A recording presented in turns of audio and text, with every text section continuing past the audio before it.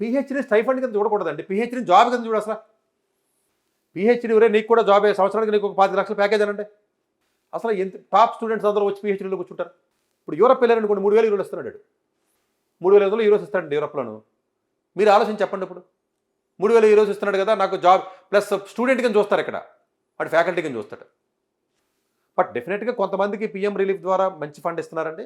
Indian కాంటెస్ట్లో 80,000 అనేది మంచి amount, నేను కాదన్నా. కానీ ఎంతమందికి వస్తున్నాయి? నేనేమో 35,000 మందికి ఏమో పీహెచ్డీ చదువుతున్నారని నేను చెప్తున్నాను.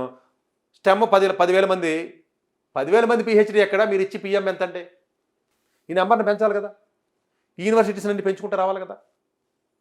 సో అక్కడ కొంత ఫ్లెక్సిబిలిటీ ఇచ్చి ప్లస్ ల్యాబ్ ఉండకపోతే కదండి, కొత్తగా ఒక ప్రాబ్లం ఇన్నోవేట్ చేయాలంటే ల్యాబ్స్ ఉండాలి కదండి. ఇప్పుడు క్వాంటమ్ మీద చేయాలండి, మనకి ఎన్ని బిట్స్ ఉన్నాయంటే ఇక్కడ మనకి చైనా కూడా అప్పుడు మొదలు పెట్టేసి అలా 100 120 బిట్స్ అంటున్నాడు.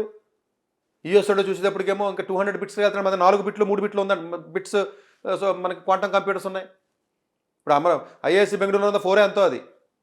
అంటే మనకి నేను అనేది ఫండింగ్ ఒకేసారి రమ్మని కాదు, దీని సొల్యూషన్ ఇన్స్టంటేనియస్గా రాదు. కానీ నేనేమంటానంటే ముందే మీరు భారతదేశం ప్రభుత్వం కొంతమందిని ఐడెంటిఫై చేసి సోల్జర్ల కింద ట్రైనింగ్కి ఎలా కదండి, చాలా మందిని ట్రైనింగ్ పంపిస్తున్నారండి. ఇప్పుడు నన్ను మిమ్మల్ని కూడా ట్రైనింగ్ పంపించింది కదా గవర్నమెంట్.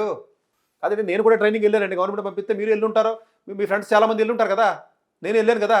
మరి వెళ్ళి మరి వెనక్కి వచ్చి దేశానికి పని చేస్తున్నారు కదా. నేనేమంటానంటే అసలు పిహెచ్డీ ఒక జాబ్ కింద ట్రైనింగ్ కింద మొత్తం డిప్యుటేషన్ లాగా వేసేసి మంచి మంచి కాలేజీలతో టైఅప్ పెట్టుకుని పోయి ఆ పెద్ద కాలేజీల్లో పోయి ఆ నాసాలకి లేకపోతే ఆ జేపీఎల్కి లేకపోతే ఈ కాల్టెక్లకి ఈ చికాగాలకు పోయి అక్కడ చేసి మళ్ళీ వెనక్కి తీసుకొచ్చేది అయిపోయింది కదా అంటున్నాను. అసలు ఫస్ట్ దానికి పెద్ద డబ్బు అవుదండి. 1000 పంపితే ఎంత అవుతుందండి? ఇంత బడ్జెట్ ఇన్ని కోట్లు మనం 70 బిలియన్స్ పెడుతున్నప్పుడు 1 బిలియన్ కూడా అవ్వదు.